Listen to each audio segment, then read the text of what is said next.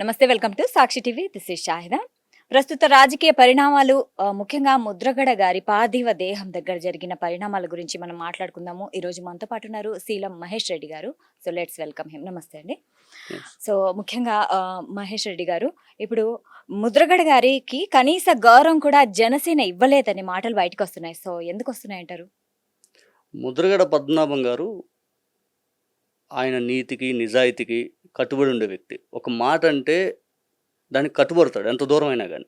పట్టుదల మనిషి, అవినీతికి దూరంగా ఉంటాడు.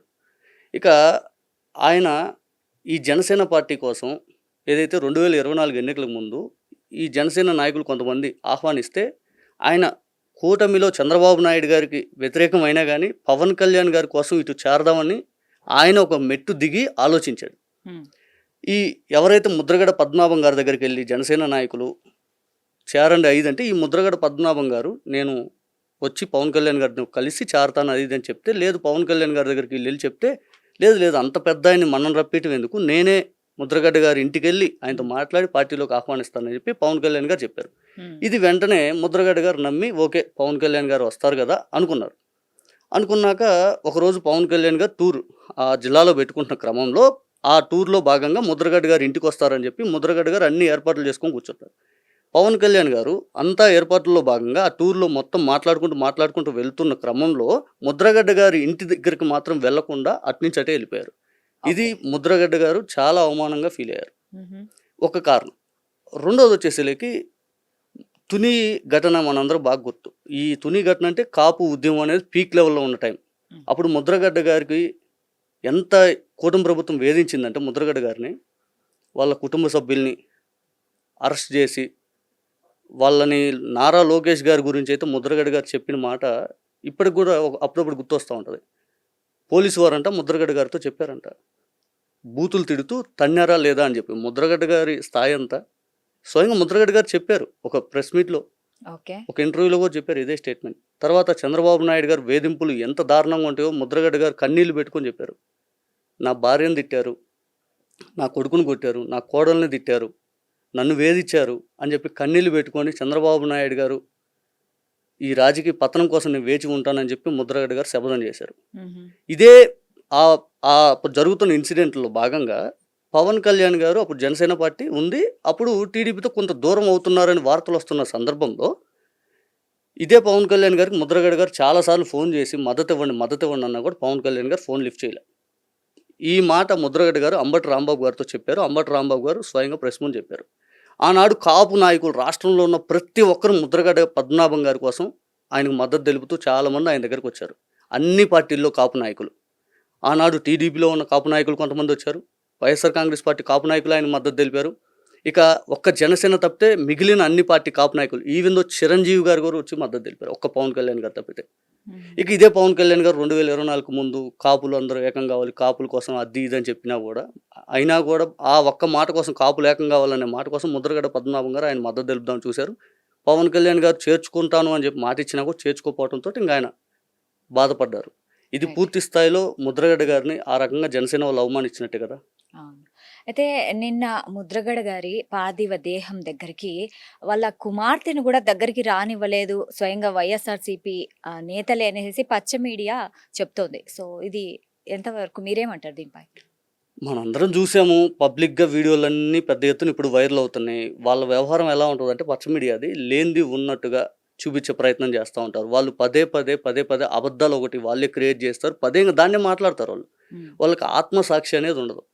నిన్న మనందరం చూసాము, ముద్రగడ్డ గారి కుమార్తె వచ్చిన సమయంలో ఎక్కడైనా వైఎస్ఆర్సీపీ నాయకులు ఎక్కడైనా కనపడ్డారు మీకు? దాదాపు 7-8 ఆ ప్రాంతంలో వచ్చింది. అక్కడికి ఎక్కడైనా వైఎస్ఆర్ కాంగ్రెస్ పార్టీ నాయకుల ఆ సరౌండింగ్స్లో ఎక్కడ మనకు ఏ ఫుటేజ్లో కూడా కనపడలేదు. ఇక ఏమని వెళ్తున్న క్రమంలో ఆ కుటుంబ సభ్యులు రావద్దు అని ఆయన అభిమానులు వీళ్ళు అడ్డుకున్నారు.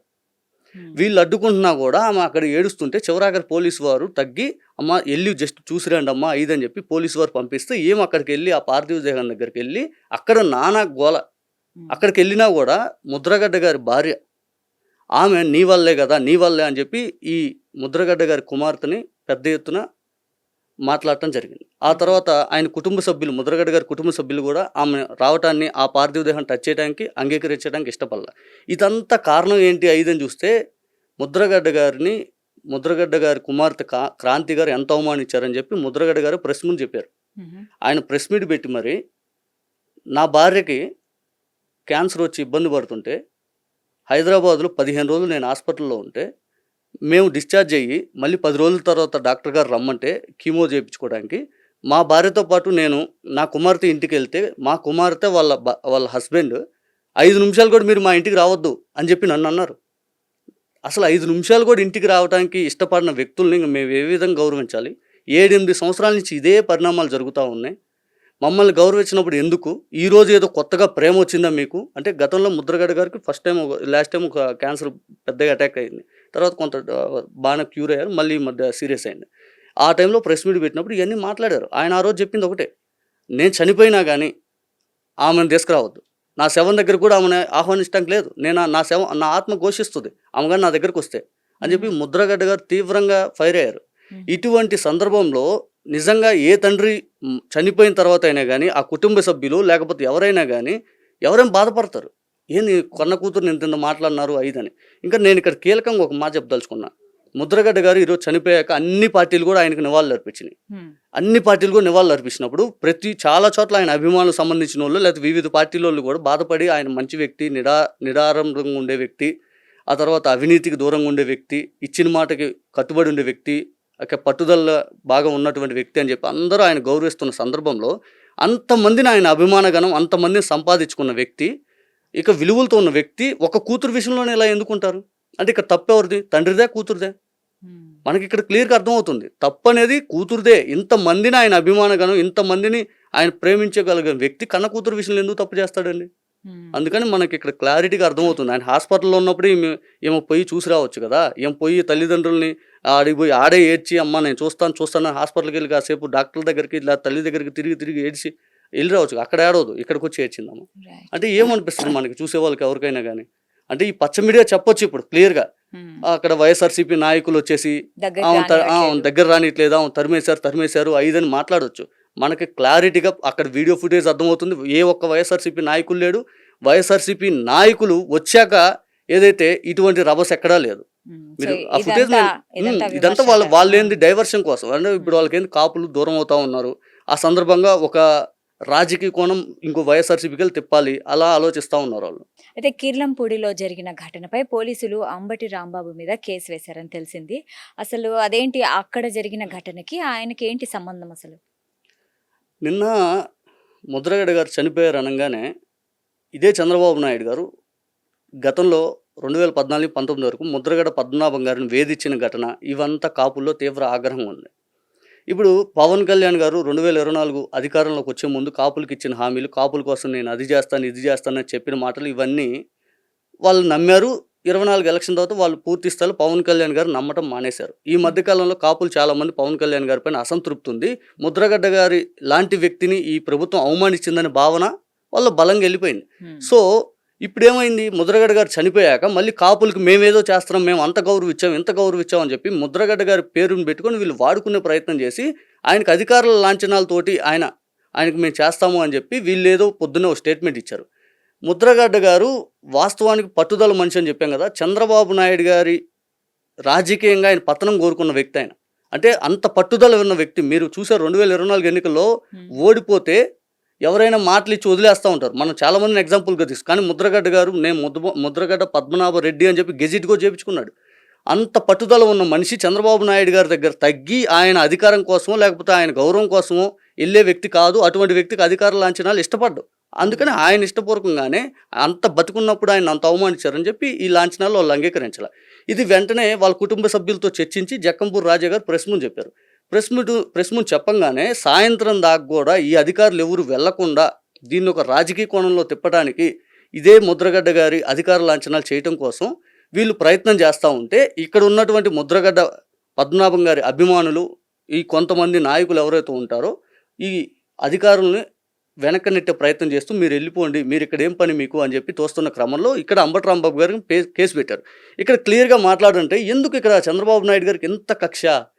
ఆ కాపులంటే ముద్రగడ గారిని వేధించారు, రంగా గారిని అంతే పొట్టన పెట్టుకున్నారు, ఇప్పుడు వచ్చి అంబటి రాంబాబు గారిని అంతే చేస్తున్నారు. కాపులంటే ఆయనకి ఎందుకు అంత చిన్న చూపు? ఏమన్నంటే కేసులు పెట్టడం, ఎట్లా పడితే అట్లా చేయటం. ఇప్పుడు అంబటి రాంబాబు గారు ఇంటిపైన దాడులు చేయడం, ఎన్ని కేసులు పెట్టారు ఆయన పైన? ఇంకా కూడా ఆయన మీద కక్ష తీర్చుకోవడం అంటే ఎట్లా చూస్తాం మనందరం? అంటే కాపులంటే ఆయనకి చిన్న చూపు. ఆయన రాజకీయంగా పవన్ కళ్యాణ్ గారు ఆయన వెనుకున్నారు, చాలు మిగిలిన అందరూ వస్తారు, మాకెవరితో పని లేదు, మాకెవరైనా మాకు వ్యతిరేకంగా మాట్లాడితే మేము ఒప్పుకోమనే ధోరణిలో వెళ్తున్నారు. ఇది ఓకే. ఖచ్చితంగా కాపులు గ్రహిస్తారు. కాపులు ఖచ్చితంగా వాళ్ళు పెద్దన్న పాత్ర ఏ రకంగా అయితే 2024లో పోషించి కూటమిని గెలిపించారు, ఈసారి ఆ పెద్దన్న పాత్ర అనేది వీళ్ళకి అనుకూలంగా ఉండే ప్రయత్నం అయితే చేయరు వాళ్ళు. కాపులకు చిన్న చూపు చూస్తున్నారంటున్నారు కదా! అయితే కాపు నగధీరుడికి గవర్నర్ పదవి గతంలో ఇద్దాం అనుకున్న ఒక వీడియో వైరల్ అవుతుంది. సో, నిజంగానే ఇద్దాం అనుకున్నారా? అంత చిత్తశుద్ధి ఉందా? ఈ స్టేట్మెంట్ అనేది నాదెళ్ల మనోహర్ గారు ఇచ్చారని చెప్పి నిన్నటి నుంచి వైరల్ అవుతుంది.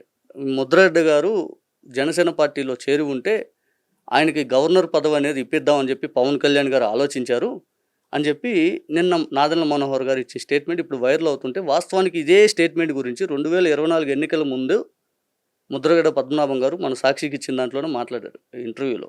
రైట్. దాంట్లో క్లారిటీగా ఆయన ఏం చెప్పాడంటే, బన్నివాస్ అని చెప్పి ఒక ఆయన ఫోన్ చేశాడు. ఆయన ఫోన్ చేసి చిరంజీవి గారికేమో పద్మ సంబంధించినటువంటి అవార్డు, మీకేమో గవర్నర్ పదవి పవన్ కళ్యాణ్ గారు అడిగారు, అందుకని మీరు ఇటు రండి, మీకు ఆ గౌరవం ఇవ్వాలని పవన్ కళ్యాణ్ గారు ఆలోచిస్తున్నారు అని చెప్పి, ఏది ఈ గొడవంతా వైఎస్ఆర్సీపీలో చేరడానికి ఈ జనసేన మీద అసంతృప్తి ఆ గ్యాప్లో ఇప్పుడు జరుగుతున్న సందర్భంలో ఈ బన్నివాస్ అనే వ్యక్తి ఫోన్ చేస్తే ముద్రగడ్డ గారు వెంటనే అన్నారంట, అసలు ఏంది, ఎవరిని అడిగి చెప్పారు, మేమన్నా అడుక్కుంటున్నామా, మాకేంటి అవసరం అని చెప్పి ముద్రగడ్డ గారు కుమారు ఇద్దరు ఒక మాట మీద ఉండి సీరియస్ అయ్యారంట. ఎవరు చెప్పారు, మమ్మల్ని అడగకుండా ఎవరిని అడిగా, మేము అంత అడుక్కుంటున్నాం, మాకు అంత అవసరం లేదు ఐదని. వెంటనే బన్నివాస్ గారు కాదు నేను ఒకసారి వచ్చి మీతో మాట్లాడతాను ఐదంటే, 20 సీట్లు పోటీ చేసే వాళ్ళు మీరేంటో మాకు ఇచ్చేది, 20 సీట్లు పోటీ చేసి నేనేం చేయాలి, ఇంకా నేను అక్కడికి వచ్చి ఏం చేయాలి ఐదని చెప్పి ముద్రగడ్డ గారు వెంటనే సీరియస్ అయ్యారు. అయినా కూడా కాదు నేను వస్తాను ఒకసారి మీతో మాట్లాడతానంటే, ముద్రగడ్డ గారు అన్నారంట బన్నివాస్ తోటి, లేదు నేనే సినిమా వ్యాపారం చేయట్లేదు, అంటే సినిమా సంబంధించిన వ్యక్తి కదా బన్నివాస్ అనే వ్యక్తి, నేను సినిమా వ్యాపారం చేయట్లేదు, నాకున్న 2 థియేటర్లు అనే కళ్యాణ మండపాలు చేసేసుకున్నాను, నాకు ఇప్పుడు నీతో పని లేదు అని చెప్పి ముద్రగడ్డ గారు ఆ రోజు సీరియస్ అయ్యారు. ఇక విషయానికి వస్తే, ఇదే గవర్నర్ పదవి ఇస్తాము ఇచ్చేవాళ్ళం 5 అని చెప్పుకుంటున్న పవన్ కళ్యాణ్ గారి పార్టీకి సంబంధించిన వ్యక్తులు నాగబాబు గారికి మంత్రి పదవి ఇస్తా అని చెప్పి సంవత్సరం అయింది, ఇప్పుడు తెచ్చుకున్నారా? ఇదే పవన్ కళ్యాణ్ గారు హరిహర వీరమల్లు ఫంక్షన్లో ఏం రత్నంకి ఫిలిం డెవలప్మెంట్ కార్పొరేషన్ చైర్మన్ పదవి ఇప్పిస్తా అన్నారు, ఇప్పించుకోగలిగారా? ఇక పవన్ కళ్యాణ్ గారి మాటలు ఏ రకంగా నమ్మాలి?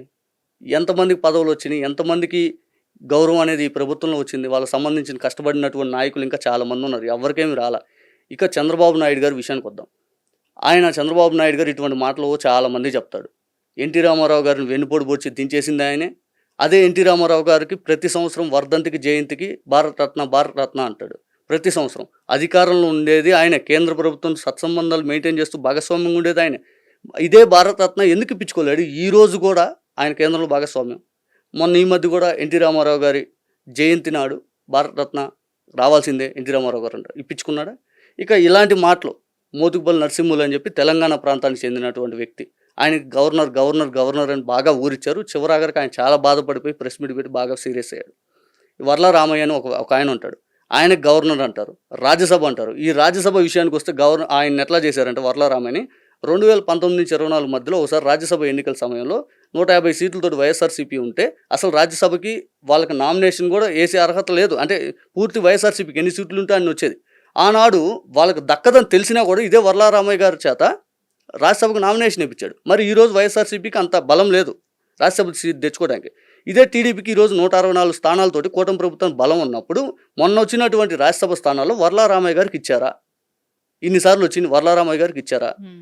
మాటిస్తారు, ఆయన అంతే చేస్తారు. ఇక చెప్పాలనుకుంటే ఏదైనా కానీ చంద్రబాబు నాయుడు గారు పెద్ద హామీలన్నీ ఎవరైనా కానీ ఏదైతే రాజకీయం కోసం ఆ సమయంలో మాట్లాడుకుంటారు తప్పితే ఈ గవర్నర్ పదవి అనేది ముద్రగడ పద్మనాభం గారు ఆ రోజే మాట్లాడారు. అసలు నిజంగా ఇప్పుడు కానీ ఒకవేళ ఈ మధ్య కానీ ఈ 2 సంవత్సరాల లోపే ఏమైనా స్టేట్మెంట్ ఇచ్చుంటే ఇంకొద్ది సీరియస్ అయ్యేవాడు ఆయన ముద్రగడ్డ గారు. ఇప్పుడు ఆయన లేడు కాబట్టి ఎన్నేం చెప్తారు, ఇంక వాళ్ళు ఎన్ని చెప్పినా కూడా నమ్మేటట్టు అయితే ఎవరు ఉండరు. ఇక క్లియర్గా చెప్పాలనుకుంటే ఈ పదవులు మేము అది చేసాం ముద్రగడ్డ గారి మీద రాజకీయాలు ఆపితే మంచిది. మీరు ముద్రగడ్డ గారికి చాలా అన్యాయం చేశారు. ఎందుకంటే 14, 19 వరకు తుని ఘటన కేసులన్నీ ఓపెన్ చేశారు. ఉమ్, A1గా ఆయన పెట్టారు. తర్వాత ఈ ప్రభుత్వం వచ్చాక మళ్ళీ రీఓపెన్ చేశారు. జగన్ గారు ఉన్నప్పుడు క్లోజ్ చేసిన కేసులు. జగన్ గారు వచ్చాక తుని ఘటనలో జరిగిన కేసులన్నీ మూసేపించారు. ఉమ్, మళ్ళీ ఈ ప్రభుత్వం వచ్చి రీఓపెన్ చేశారు. ఓకే. అంత దారుణంగా ముద్రగడ గారిని ఇబ్బంది పెట్టారు ఈ ప్రభుత్వ పెద్దలు. ఇంకా ఆయన ఏ రకంగా ఆయన మానసిక క్షోభకు గురి చేయలేదు చెప్పండి వీళ్ళు. ఈ కుటుంబ ప్రభుత్వం తరపున చంద్రబాబు నాయుడు గారు. So thank you so much Mahesh Reddy గారు. మీ రాజకీయ విశ్లేషణ నిజంగా ప్రేక్షకులకు ఉపయోగపడుతుంది అనుకుంటున్నాను. సో మీ వాల్యుబుల్ టైం ఇచ్చినందుకు థ్యాంక్ యూ. సో చూశారు కదా, ఇది వాటి కార్యక్రమం. మరో కార్యక్రమంలో మళ్ళీ కలుద్దాం. అంటిల్ దెన్ కీప్ వాచింగ్ సాక్షి టీవీ.